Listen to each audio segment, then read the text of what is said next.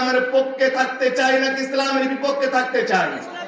আরো চিৎকার করে বলতে হবে, আমরা ইসলামের পক্ষে নাকি ইসলামের বিপক্ষে?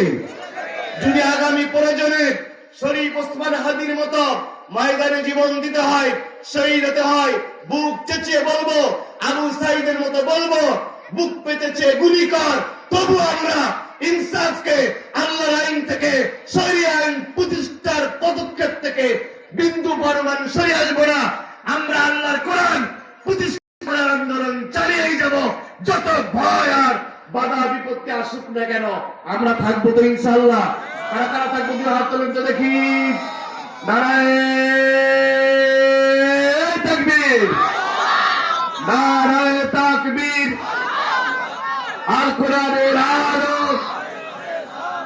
আর হাদিসের আলো, তোমার নেতা আমার নেতা। আর আমার বিরক্ত হলে